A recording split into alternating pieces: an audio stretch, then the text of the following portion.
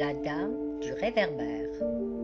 Dans une vieille ville perchée au bord d'un fleuve, il y avait une ruelle que les habitants appelaient la rue du souffle perdu.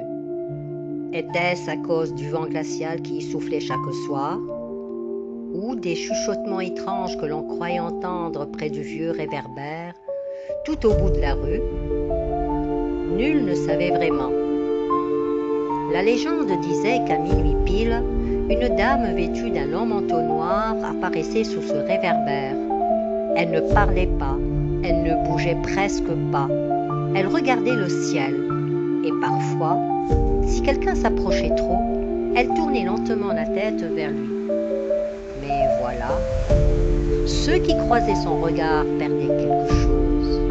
Pas leur vie, ni leur mémoire, mais leur souffle. Pas le souffle de la respiration, non, le souffle de leurs rêves. Le lendemain, ils se levaient comme éteints, incapables de rêver, d'inventer ou même de sourire. Un jour, un jeune garçon nommé Liam, curieux et plein d'imagination, décida d'aller vérifier si cette histoire était vraie.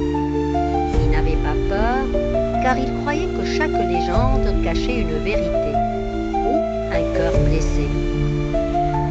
Il arriva à la ruelle un peu avant minuit, le vent jouait avec ses cheveux. Quand les cloches sonnèrent les 12 coups, elle apparut, silencieuse, immobile, la dame du réverbère. Liam s'approcha d'elle. Il vit ses yeux brillants comme deux étoiles tristes. Il sentit une grande solitude, une peine ancienne. Alors, au lieu d'avoir peur, il lui tendit un petit dessin qu'il avait fait. Un oiseau en papier qui s'envolait vers le ciel. La dame le regarda.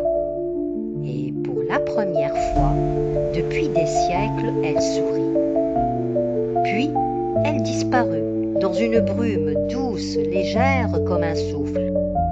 Depuis ce soir-là, la ruelle n'a plus jamais été glaciale. Le vent y fredonne comme une chanson douce, et le vieux réverbère brille d'une lumière tiède et dorée. Et parfois, on dit qu'on y entend rire doucement, comme si la dame, libérée de sa peine, veillait désormais sur les rêveurs.